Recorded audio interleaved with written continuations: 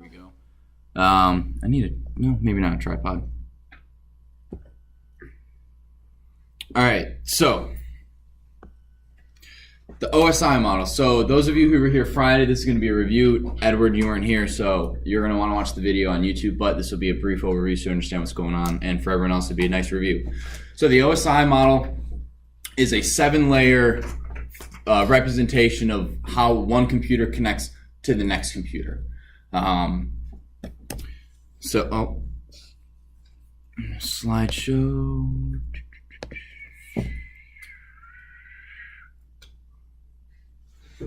Come on. Well, look at that. What? You know, it's because it's freaking. There we go. So why do we have to have something like that? So as you guys are kind of figuring out, network communication is extremely difficult and it involves a lot of moving pieces, a lot of just a lot of steps, and it's very complex. And so you need to be able to have a standard in which everyone understands that this is how it works. And that's basically what the OSI model is.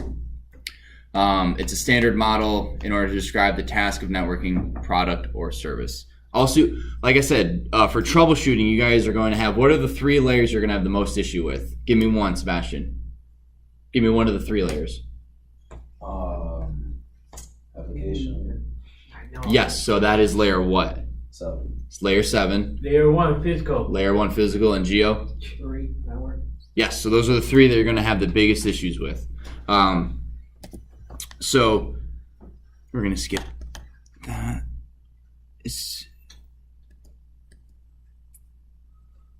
Okay, so here we go. So as you guys can see, these are the 7 layers. The only one of them is actually physical communication. Everything else is done on the computer with software, all virtual communication. Next slide. Protocol. So now what a protocol is basically a language that the computer, in order for 2 computers to communicate, they have to know the same protocols. Right? So if I want to send information to Jared's computer using TCP, he has to know TCP. So what that means is every computer has to talk the same protocol. And if I need to speak more than one protocol, I'm going to have basically a stack of protocols, right? So protocol for layer 1, protocols for layer 2, protocols for layer 3. Jared has to have those same protocols. All of those protocols put together is called a protocol stack. And sometimes you do have issues between one switch and one computer not having the same protocol stack, and then they can't communicate, and you got to troubleshoot either the computer or the switch. Does that make? If they each speak a different language, how do the physical connect to layer 2? So physical is just plugging everything in. And then once everything is plugged in, it jumps to layer 2, and layer 2 has its own protocols. And if layer 2 works, then it goes to layer 3, and then it goes to layer 4. Then how do layer 2 communicate with layer 3? They have different languages. Because they have different. So you have MAC addresses. So you have one protocol. Right, it's because they have the same protocol stack. They all have the same stack of languages. So if this is 2, 3, 4, 5, 6. So if this is physical, this speaks with Ethernet. Right? Once every computer here is talking with Ethernet, it jumps up to MAC address. So this is data link, and this is MAC address. Once every computer here is talking with MAC addresses, it then moves up to network. And once everything here is communicating with IP addresses, it then moves up to transport, which is TCP. Once everything here is talking with TCP, so if you don't know TCP, this layer will fail, and then you'll have an issue, and you gotta get whatever doesn't know TCP, you have to get it to know TCP. Did that answer your question? No. No? So, all right, then restate, what was your question then? Also, you are saying different layers have different languages. Mm-hmm. Then how do Ethernet talk with MAC? It doesn't. They go up. Yeah, The computer goes up. Yeah. They don't like talk with the build on it. It doesn't talk to. Okay. Yeah, so if Ethernet doesn't work, nothing works. Oh, okay. If TCP doesn't work, the things above it don't work. Okay. So once this is communicating, they're like, all right, good. Ethernet's working, we're good. Let's go to layer 2. Is everything working on layer 2? Yes. Let's go to layer 3 and then builds up. Thank you, Jared, for help there. You know how much? Sorry. All right, well then meet me after class or something, we'll- Is two different computers talking to each other. So if one of them is spelling like UDP, and the other one is TCP, there's two different protocols. They can't talk to each other. So they have to know each other's language, like they have to have the same stack. And this is kind of what it is, right? So to identify the language or protocol of each layer, in each data packet, you have a header that has the information in. So that, I don't know if you guys can see. So in the session layer, so if this is your data packet right here, you see that it has the yellow and the teal and the purple. That matches the application presentation and session layer. If it's going up, so if it comes up, you can see that you have data link is in there too, right? So the data link layer has the protocol, or the data link header has everything it's going to need in order to translate that header or that packet. So in the header, you have all the information needed to decode basically the rest of that packet. And so if I'm sending information to Thomas and my data packet header has TCP and he can't read TCP, he's going to read that and go, oh, I don't know TCP, failure, I can't read this. I don't know what's talking, we can't communicate. So those headers have to basically be the same, or at least be understood by each computer. You check the headers first. You check the headers first. Yes. Well, yeah. So physical layer is Ethernet, and you have token ring, the actual physical part of plugging everything in. We're gonna skip that. Responsible for transmitting bits from one computer to another. So this is just the physical connection. Are things plugged in? If everything's plugged in, your physical layer is good, basically. But it's the physical bits, the electrical impulses going from one computer to the next. Next one is data link layer. What protocol is this is used here? MAC addresses, yes. Now question, if I have a layer 2 switch, can I connect to the internet? No. Why is that? Because you're only using those. What was that, Christoph? You need an IP address. Exactly. In order to get to the internet, you need an IP address, and a layer 2 switch only deals with MAC addresses. You can get a layer 3 switch, which is basically, it gives IP addresses as well as MAC addresses. And with that, you can connect to the internet, but most switches are layer 2. Isn't that the same thing as a router then? No. Assigned to IP? No. So a router, and we're going to get into this on Monday, or tomorrow. A router basically figures out how to get the data packet to the YouTube server. That's what a router does, but a switch doesn't do that. But we'll get to that tomorrow. So remind me if I don't answer that question tomorrow. What's the difference between a switch and a router? Please remind me. What's the difference between MAC and local IP address? No difference. A local IP address and your MAC address? Yeah. MAC address is to the hardware, and that doesn't change. An IP address can change, and it's given out by a Dhcp server. I mean local IP, like the one assigned by the modem. That's assigned typically by a Dhcp server. That's in your home router. It has that capability to assign DHCP addresses. So when you connect to your computer, so let's say you have your laptop at your house. Your MAC address is 1, 2, 3, 4, 5, 6, 7, 8, 9, 10, whatever. When you come to my house, your MAC address is 1, 2, 3, 4, 5, 6, 7, 8, 9, 10. When you come to school, your MAC address is 1, 2, 3, 4, 5, 6, 7, 8, 9, 10. Because that is for your hardware only. If you go to school, at home, your IP address may be 10.0.0.1. You come to school, your IP address is 172.16.0.0. You come to my house, your IP address is 192.168.0.0. So your IP address will change depending on where you are. Your MAC address won't. Does that make sense? Okay. If you're still confused, stop by after class. Yeah, that makes sense. Okay. The network layer, this is a big one. So if you are physically connected to everything, and that does include your computer wirelessly connecting to an access point or a router. Wi-Fi does count as a physical layer, even though it's not physically plugging in cables, it's a physical connection. So just make sure you guys know that connecting via Ethernet and connecting via Wi-Fi is the same thing in the OSI model. They're on the same layer in the OSI model. Network layer, this is where you get IP addresses. So this is where IP is one of the protocols. This is where IP addresses get assigned. Determine the route from the source to destination computer. So routing is a layer 3 activity, but a router is different than a switch. And a router, well, we're going to talk about bridges and switches today, and then we're going to talk about routers tomorrow. So we'll talk about that mañana. Transport layer. So this is like from my computer to the server, and make sure that everything's transported correctly in the same, so that there's no duplicate, that there's no error, that there's no tampering or anything like that. And this is also TCP and UDP. What's the difference between TCP and UDP, Sam? Do you remember from a little bit ago? No. TCP handshake. Yeah, so you do have the TCP handshake, which is TCP is a more secure but slower connection. So if I want to talk to Christoph, well, you guys remember when I throw dodgeballs? TCP. Oh my gosh, TCP. Is me throwing a ball to Christoph, waiting for him to catch it, set it down, and then I toss him another one, right? So he's always going, okay, I got this. We're reliably communicating. I'm sending him the information. He's receiving, no problem. UDP is where I'm just throwing a ball and I don't care if he's catching it, because he's going to catch most of them. If he drops one or two, it's not a big deal.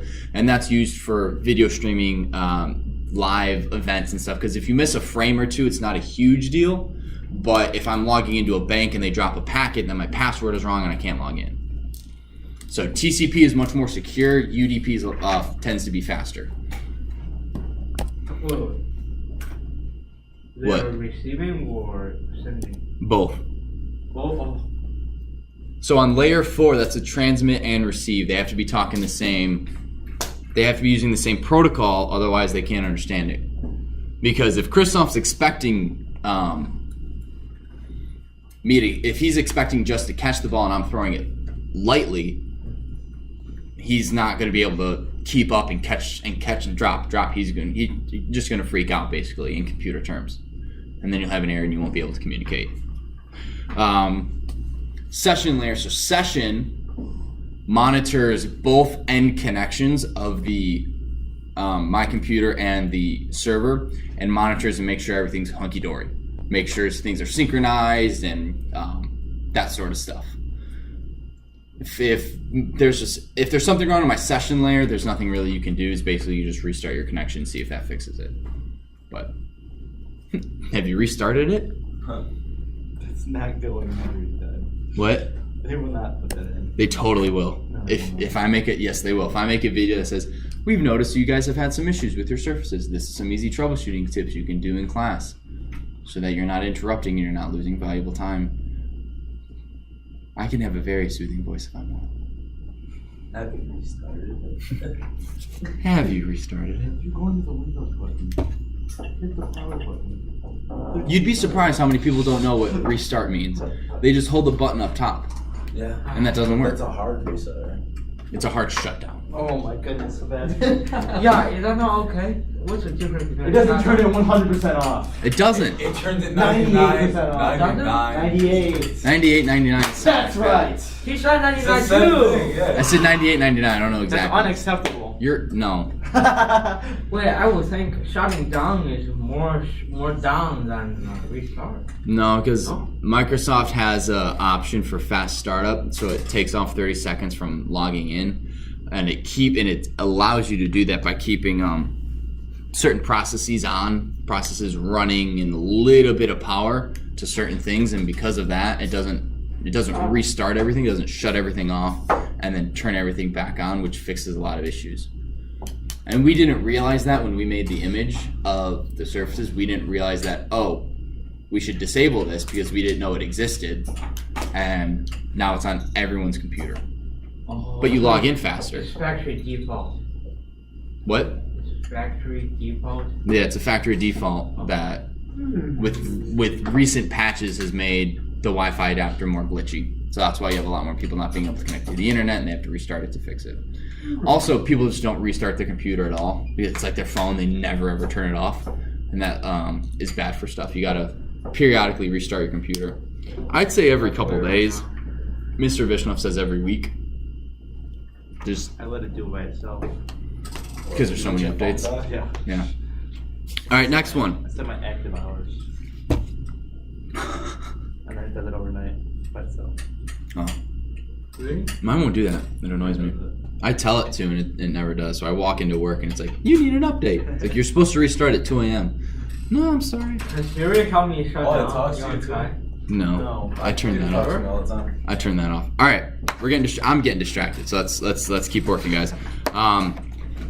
So then we have the presentation layer, which is basically it takes the information that's transmitted and then translate it into like HTML. Web design. Yes, web design class. Whoop, whoop. This also encryption is on this level. I looked up HTTPS is inside of it's technically no, SSL is technically 5, so secure sockets, because that's equal. It's technically a layer 5, but it acts like a layer 6.5. Like, it's really weird. I won't ask you guys where HTTPS on the OSI model is, but technically it's 5th because it has to securely connect the two data, your computer and the server has to make sure that's secure before it can send anything, and that's where HTTPS comes from, the secure part. But if you look at like headers and stuff, it's really weird. So it's a gray area HTTPS. So I'm not gonna quiz you guys on that, but just know typically the layer 6 is encryption. And then it also changing or converting character set, graphic, and file formats. That takes all of the information and translates it into basically HTML or a JPEG or things like that. And now this application layer is what you directly interact with. So that's your browser, that's your email, that's Dropbox menu and all that stuff. So if you're physically connected to everything and you can connect to the network, odds are your issue is with whatever app that you're using. So if you're using Dropbox, it's not syncing properly, you have an issue with that. Or Chrome keeps crashing, we'll try it in Firefox, and if Firefox works, try it in Chrome, and then Chrome is messed up, you need to update it, or things like that. So any question on the OSI model? Wait, I thought it's only why do you have those errors? The arrows? Yeah. Because this is, the physical has to talk to the physical, and then the physical talks to the data link. And then the data link layers have to match up, and then the network then goes up. So if these two work on both sides, then it goes up a level, basically. And it equals a family. What's the other side? That's the other computer. Yeah, so one computer, the left side's your computer, the right side is YouTube, basically. How do your computers power cord connect to talk to the next computer's power cord? It doesn't. So, but if my computer's not physically working and your computer's not physically working, there's no way either one of us is going to talk. Oh, that's what you mean. Okay. Yeah. Well, So they both have to be working in order for both of them to go up to the next level. If my computer's not working and yours is, well, mine can't go up to the next level and we can't communicate. okay. I thought for layer 1, 2, 3 going up, it's only the one below supporting the one on top. It is. But it's up until, But it seems like with the arrows, they communicate top and down, up and down. with these two, right? Okay. I didn't make this. This is Mr. Felinsky's. So, this stuff. But if my physical layer doesn't work, my data link doesn't work. Right? Do you get that? You're only confused by the arrows pointing downward. Are you? No, you're confused by these arrows going this way, right? No, I'm confused by up and down arrows. Oh, up and down Only arrows. One direction, Really only up. always going up. No, because my network they communicate this way. both? Yeah, so my data link layer has to be able to communicate with my physical layer, and it has to be able to send information up. Oh, Every layer talks to the layer above and below it. okay. Coming back to the question, why they have different languages? How do they talk with each other? They have the same protocol stack. Oh, okay. Let's say you have a list of languages you speak, right? In order for us to be able to communicate, I have to speak the exact same languages. That's what a protocol stack is. And each one of those has their own protocol stack. Okay. So each one has 3 languages. More or less, yeah. And and each computer has to talk the same languages in order to communicate completely. Okay. Okay. That's one. All right, so let's stop that video. I don't know where my camera is.